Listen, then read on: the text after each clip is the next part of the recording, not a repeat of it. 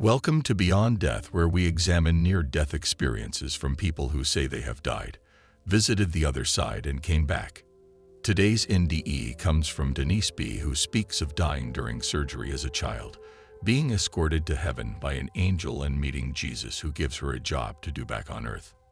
Let's get right into it. I was rushed to the hospital for what was determined to be an emergency appendectomy. Going back a day or two, I had stomach aches, so my mother kept me home from school.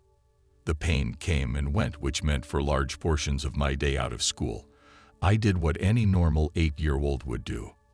I played. My mother was very angry with me for appearing to be perfectly well.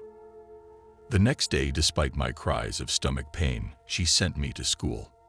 During the course of the morning, I developed a fever, which increased rapidly. The nuns called my mother to come for me as I was vomiting and burning with fever. She insisted they send me home on foot. We lived several blocks from the school. Back then, it was very safe for children to walk home alone.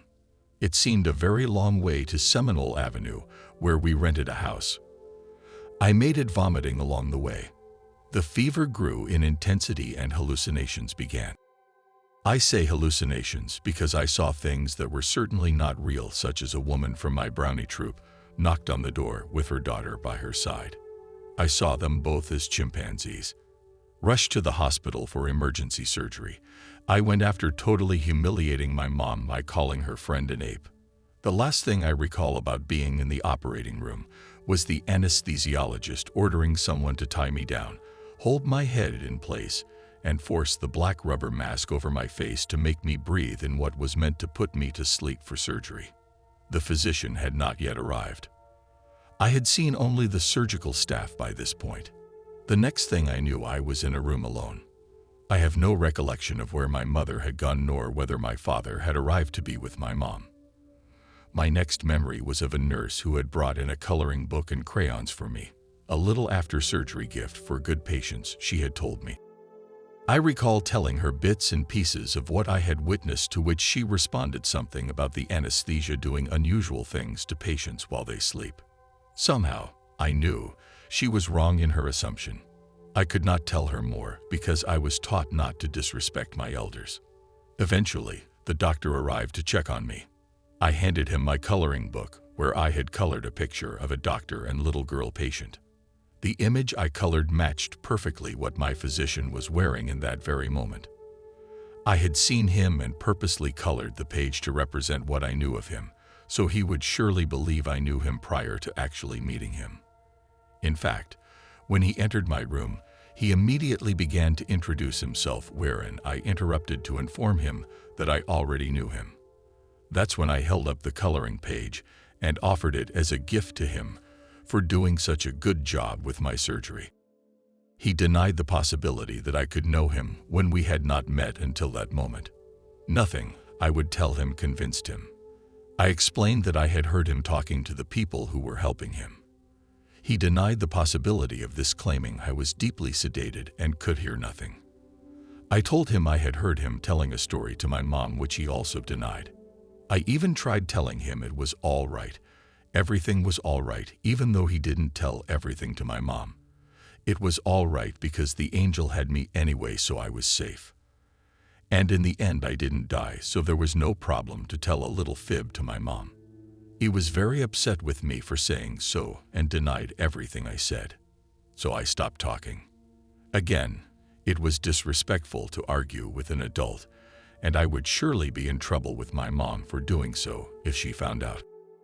I think I told one of the nuns at school some time later. There was one particular nun who was extra special and kind. I often spent time after school in the nuns' home eating cookies and juice and talking with them. They told me I was special and God had important work for me to do when I grew up. I guess that's why I felt comfortable telling the nun of my experience in the operating room. As for what happened while my body was unconscious, all I recall is floating, then seeing light, beautiful light from which an angel appeared. I refer to the being now as an angel because back then I had learned of guardian angels in Catholic school. This being I referred to as a she, but truly I could not say of which gender he or she was, only that there was long, light-colored hair and white gown of soft, flowing cloth. She put her hand behind me, but never touched me. However, I felt as if she was guiding me somewhere. I realized even then we were talking, but without words or use of our mouths, which fascinated me at that time. I guess that was my first lesson in telepathic communication. She, let's give her female gender only to make this easier to explain, told me not to worry, that I was safe and everything would be all right. I wasn't worried. In her presence, I felt very safe and loved. She was extremely kind. She explained that she must take me somewhere special, so we floated along. That was the next detail that fascinated me. We were floating, not walking. Hey, I was only 8. This was exciting. I had only seen myself flying during sleep hours until now, when I realized that floating was similar to being able to fly. We floated to an area that was illuminated by beautiful flowers of every color. These colors were unlike any colors of flowers I had ever seen before. Beautiful does not describe their essence, aroma, or emotions emitting from each one to me. I saw a little creek of gently flowing water with a little bridge crossing over it. This is what gave me the idea she was an angel, my guardian angel, because the little bridge reminded me of the picture of the guardian angel crossing the little child over a broken bridge, which hovered high above some rough waters during a very stormy night. Everyone Catholic in my age range surely remembers seeing this little holy card of the guardian angel. We floated across the bridge and stopped. That's when I noticed far in the distance another light. This one was much brighter, stronger, and moving toward us. The interesting thing about this light is that regardless of how close it was to my face, it was never too bright to hurt my eyes. In later years, recalling the details of my incident, I realized there were no shadows in that space, nothing dark anywhere either. The light grew and grew as it came closer to me, bringing with it a love greater than any I had ever felt on earth. My mom was rather abusive and seemed to not like me, so I never felt much love from her. My father seemed to love me, and the nuns at school loved me. My teachers loved me. They all demonstrated love and care for me regularly. But none was as great as this love from the light. When the light stopped moving, it was directly in front of me, only a few feet away. The angel then nudged me from behind, but remember, she never touched me. It only felt like she nudged me forward. I looked up at her and mentally asked her to go with me. She informed me that she must not, so I stepped forward. I remember for some seconds after I said hello, there was an image that appeared. It was only a flash. To describe the image now, I can say it lasted only seconds, was that of a man I thought to be Jesus, although he looked different from the Jesus I knew because he was all grown up. Daily in my sleep, I had visions of playing with a small boy my age who called himself Jesus. We were in a faraway place I'd never seen in my life. This image coming from the light was of a grown man, but I felt him as Jesus. His hands were outstretched, and the voice emanating from this light said to me, "Come closer, little one." I began crying as I was filled with a super strong sense of being loved. As I said, unlike any love I had ever in my life felt before that moment. The image only lasted seconds, but I continued to feel safe in the presence of the light. I recall crying so hard and begging him to take me home. I so wanted to go home with him, not back to my earthly home. Thinking about it later in life, I have no clue where I got the idea of there being another home other than the earthly one. Somehow, I just knew that home was there with him. I begged to go home, crying and pleading for some moments. I felt his arms wrap around me as he shooshed me, calmed me, and told me I could not go with him at that time because he had a big job for me to do for him, if I wanted to help him with something very important. I excitedly agreed to help with this big job. That's when he told me I had to go back and to always remember he is with me. My job was explained as such. I was told that I must love and forgive everyone who would do bad things to hurt me. I agreed I would do it, but apparently, The job was going to be more difficult than I as a little child could imagine. He said again, "You must love as I love. Can you do this? You must love everyone no matter what they do. And they will do many bad things to hurt you, but you must remember to forgive them and love them. It is a very big job. Are you sure you want to do it?" Eagerly I agreed, but adding to my response a big question. "And will you take me home after that? After I do the job for you, will you come and get me so I can be with you?" I was crying the entire time I was in the presence.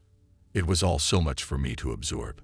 All I could think about was going to be with him, where I would be truly loved and cared for all the time. The light confirmed that I would be brought back home when my time comes, but for now, I must go back and love everyone. He reminded me there would be many people that I trusted and loved who would do horrible things to cause me great pain, but I could not hate them or do anything to hurt them. I could only love and forgive. The message was expressed over and over in my brain. Love and forgive. Love as he loves. I knew I would never forget this day, this moment, this presence, this light, the angel, the flowers. All of it was ingrained in my memory forever, and I could not wait to tell everyone I had seen an angel and God. Unfortunately, the little bit I did hint to, such as hearing the doctor speaking in the operating room, was denied. My mom told me I was making up stories just for attention. That was her favorite line for me whenever I talked of things she didn't believe in or ever experience. So I kept it all to myself until the day I could tell my favorite nun at school. Her response was one of encouragement and joy. She told me that I must be very special in God's eyes for him to have me come to him with an angel.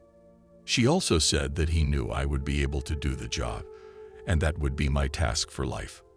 She said it was a very special and important job, and God loved me very much and already knew I would say yes to his request. I recall he called me little one more than once. I cried a lot. He hugged me so tightly even though I saw no arms or physical body. I felt the hugs, the warmth, and the love emanating from that brilliant light. He assured me he would come for me when it was my turn to go home.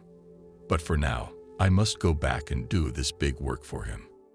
He even knew no one would believe me, but I must not be concerned for that. Just love them anyway. This is my first experience, and the one most impressionable for me. Probably because I was an 8-year-old little girl who lived with an abusive mother that gave me distinct impressions of being unloved and unwanted by her, which went against everything I was being taught in Catholic school. They teach that our parents love us no matter what. Not in my house. Being brought before God's light to hear and feel how much he loved me gave me what I needed to make it through the coming years of continued mental, physical, and spiritual abuse. I am forever thankful for my near-death experience. Before the light floated backwards, I guess heading back from where it came. I recall moving forward and hugging it. It felt like I was hugging somebody, although there was only light. It hugged me back. That was the best hug I'd ever felt and will ever feel. Then he sort of nudged me, lifting up my chin as if to look at him, and told me to go on back and always remember what I had promised to do for him. Then he began floating backward and becoming smaller and smaller until there was only a tiny dot of light to be seen. The angel and I turned and floated back across the bridge. At some point, she stopped and told me to go on alone. She assured me I would be perfectly fine. That is where my memory stops. Eventually, I was back in the hospital, but already in a private room. I was alone but could hear people moving around out in the halls. Notes from Beyond Death.